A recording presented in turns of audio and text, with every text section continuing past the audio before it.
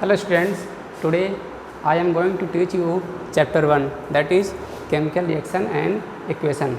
In this I have already told you what is chemical reaction and their various example. Today I am going to tell you what is exothermic reaction and what is endothermic reaction. So students, our first topic is exothermic chemical reaction. तो ये exothermic chemical reactions क्या होते हैं?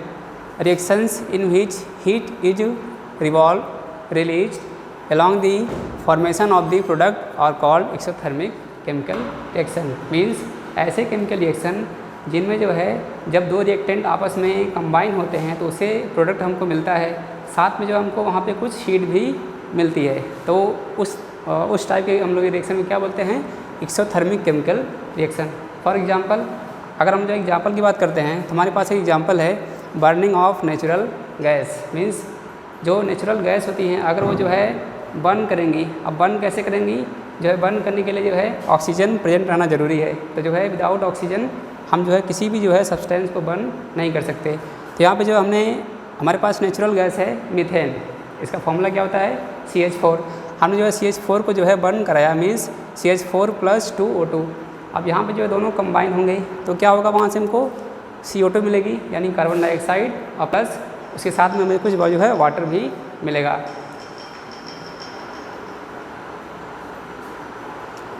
अब इसमें क्या होता है, जब ये रिएक्शन होती है, मीन्स जब भी जो है कोई नेचुरल गैस बर्न होती है तो प्रोडक्ट के साथ जो हमको हीट भी कुछ रिलीज होती है. तो इस टाइप के जो हम लोग जो है केमिकल रिएक्शन को क्या बोलते हैं? Exothermic chemical reaction. इसमें जो है अगर हम जो है अगले एग्जाम्पल की बात करते हैं तो हमारा नेक्स्ट एग्जाम्पल है in the formation of respiration. Means जब भी हम लोग जो है रेस्पिरेशन मीन्स जो ऑक्सीजन को अंदर करना, ठीक है, और जो भी वहाँ हम लोग जो है हमारे अंदर जो फूड है हमने उसको रिसीव किया है वो जो उसका जो है वो जो है बर्न होता है. मीन्स जब भी वो जो हम लोग जो है फूड खाए हैं वो जो है बर्न होगा तो उससे जो है हमको हीट मिलती है. हीट मीन्स वही जो एनर्जी हमको मिलती है, तो जो है हमारी बॉडी जो है ग्रोथ करती है. तो हम जो है दूसरा एग्जांपल लेते हैं इसका. हमारे पास दूसरा एग्जांपल है in the process of respiration.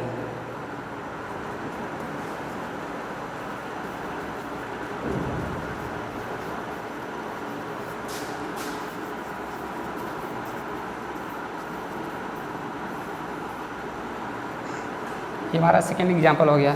अब जो हम लोग इसका इक्वेशन देखते हैं, इसका इक्वेशन हमारे पास है C6H12O6 + 6H2O. अब ये क्या है? Sorry, C6H12O6. अब ये क्या है? ग्लूकोज है. जो भी जो हम लोग जो है फूड रिसीव करते हैं उसमें ग्लूकोज जो है प्रेजेंट होता है. अब वो जो है क्या होता है, वो जो है यहाँ पे कुछ गलत हो गया. अब इसको बर्न कराना है तो यहाँ पे जो है ऑक्सीजन प्रेजेंट रहना ज़रूरी है, वाटर नहीं यहाँ पे होगा. तो जो भी यहाँ ग्लूकोज प्रेजेंट है वो जो है ऑक्सीजन के प्रेजेंस में वहाँ पे वो बर्न होगा. तो इससे हमें क्या मिलता है? यहाँ पे जो हमारा यहाँ पे प्रोडक्ट होगा वो जो है कार्बन डाइऑक्साइड होगा और वाटर होगा. तो 6CO2 + 6H2O, ये हमको जो है यहाँ पे जो हमारा ये प्रोडक्ट मिला है, कार्बन डाइऑक्साइड और जो है कुछ अमाउंट में जो हमें यहाँ पे वाटर भी मिलेगा. अब जब भी ग्लूकोज जो है ऑक्सीजन की प्रेजेंस में जो है बर्न होगा तो इन जो है प्रोडक्ट के साथ जो है हमको कुछ हीट भी मिलती है. अब वो जो है हीट कहें या इसको हम लोग एनर्जी कहें, बात एक ही है. तो हमें जो है यही एनर्जी जो हमको मिलती है. अब तो ये हमारा जो हो गया एक्सोथर्मिक केमिकल रिएक्शन और जो है उसके एग्जाम्पल्स. चल रहा है. नेक्स्ट हमारा जो टॉपिक है वो है एंडोथर्मिक केमिकल रिएक्शन. अभी जो हमने पढ़ा था एक्सोथर्मिक केमिकल रिएक्शन के बारे में, अब जो हम लोग किसके बारे में पढ़ेंगे? Endothermic chemical reaction. अब ये क्या होते हैं? रिएक्शंस इन विच एनर्जी और heat is absorbed to form a product are known as endothermic chemical reaction. Means ऐसी रिएक्शन जिसको जो है रिएक्शन को जो है होने के लिए हमको जो है बाहर से एनर्जी सप्लाई करनी पड़ती है. तो हम लोग जो है उस टाइप के रिएक्शन को हम लोग क्या बोलते हैं? Endothermic chemical reaction.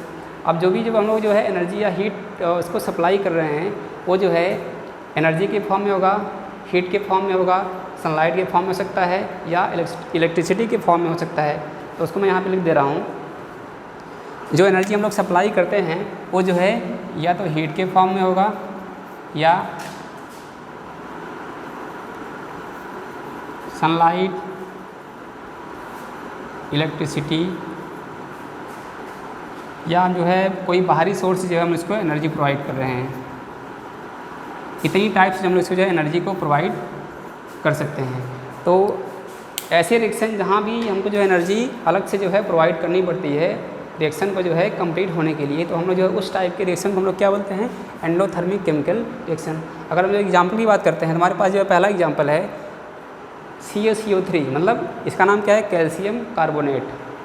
तो अगर हम जो है कैल्शियम कार्बोनेट को हम लोग जो है हीट करते हैं, अलग से जो है एनर्जी सप्लाई करते हैं, तो जो है क्विकलाइन यानी CaO में जो है ब्रेक कर जाता है, CaO और CO2 में।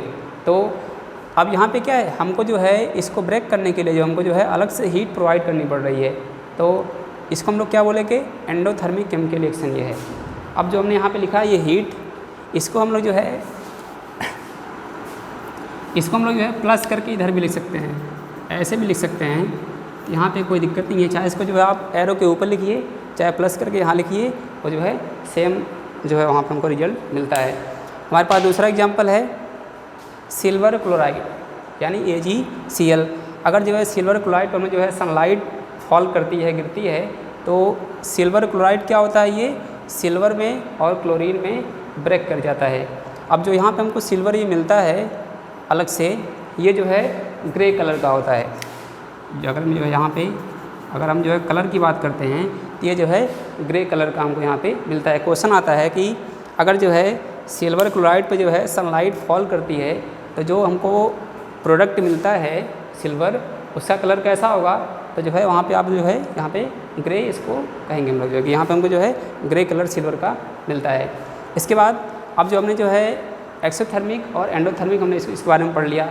अब जो हमारा नेक्स्ट टॉपिक है वो है जो भी हम जो है केमिकल रिएक्शन यहाँ पे लिखते हैं, उसमें जो है जितने भी सारे रिएक्टेंट होते हैं और जो प्रोडक्ट हमको मिलते हैं, जैसे यहाँ पे हम लोग इसकी बात करते हैं, हमारे पास ये रिएक्शन है।